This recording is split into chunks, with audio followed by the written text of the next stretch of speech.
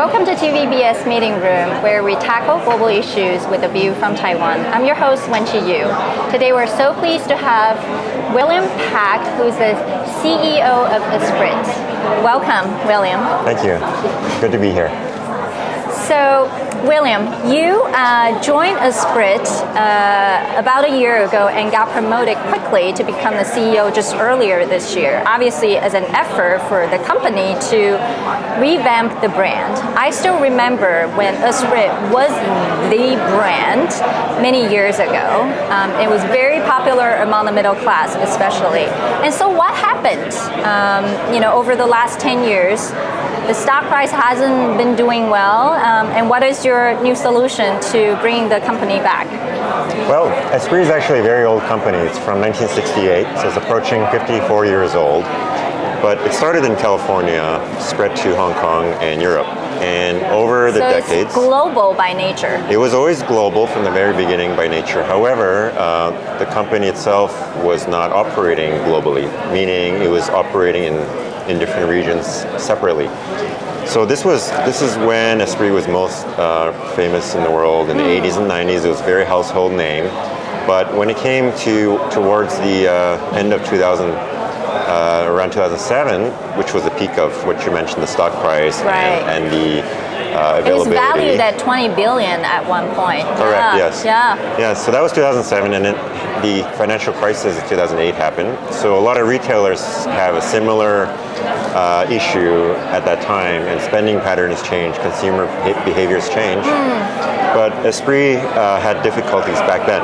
So what management about 10 years ago tried to do was change the type of clothing to a little bit more faster, monthly collections coming out instead of what it used to be. So I guess direction and image was lost over 10 years.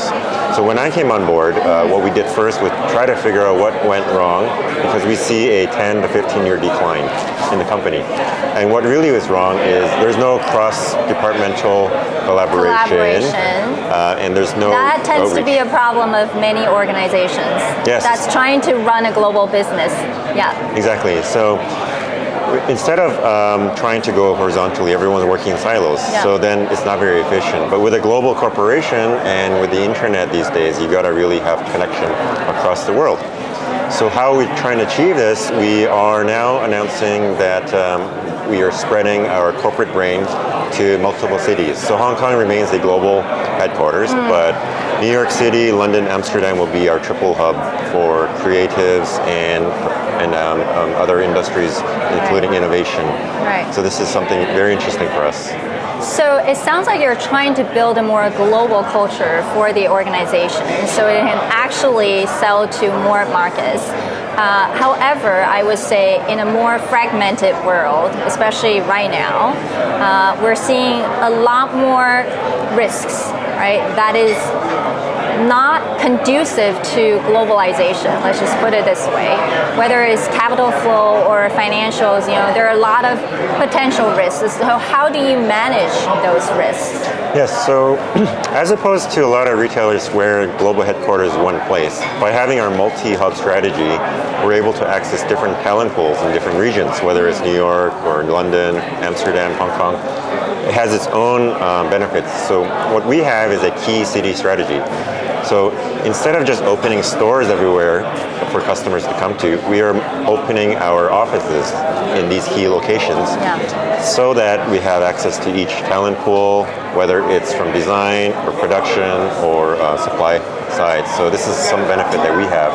Are you guys selling in Taiwan now, or will you re-enter Taiwan? Yes, so earlier this year we opened the e-commerce shop in Taiwan, esprit.tw, and this one actually is one of the first 3 that we opened outside of Europe, and in over 10 years, it's the first time we're expanding. Yeah, okay, that's wonderful. So the other question is about fast fashion. We have to address that because we've seen how the clothing industry has changed dramatically over the last 5 years in particular. So you have a giant like Shein that's pretty much taking over the youngsters. How is Esprit going to compete in that market or not? Is that your market? That is definitely not our market.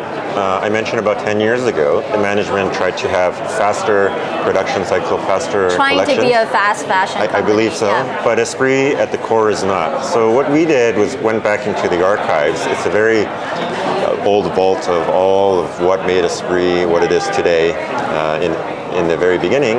And it's more about the quality, it's about the connection to the brand, joy and happiness. Right. And this is what we're going to have as part of our revamp. So instead of that, it's more about quality, reusability, sustainability, and we're going to start with a 4-season campaign. So fall, winter, spring, summer. And this is starting right now, and you can see this. It'll be much more longer lasting, upcycling of clothing, finer details. Yeah. So why are you here at Milken? Are you trying to convince the investors that it's going to be a different company? Well, as a part of our relaunch, I find it very important to engage with the financial community, engage with the sourcing, production, logistics. This is kind of one advantage of being in Hong Kong and the region as a global headquarters. So the first thing I did was reach out to these different sectors. And I think this is important to communicate because when Esprit left Asia, they moved to Europe. And a lot of the analysts at the financial banks and trading houses stopped covering Esprit 4 or 5 years ago. So the thing is, they have no point to cover a company with operations solely in Europe. So now that we're coming back to the region, I want to communicate more openly, and I think the Milken Institute is a perfect place to communicate this, to talk to different industries and people about this. And the media too. Yes. Yeah. Yes, I started that earlier this year, so it's also very important. Yeah. So you have lots of challenges ahead of you, and I can see that you're trying very hard. So best luck and best wishes to you. Hope to see more brands reopening in Taiwan. They used to be everywhere in Taiwan. Yeah. Yes, we'll be there soon again in physical format as well. Sounds good. Yes. Thank you very much. Thank you for your time. Thank you.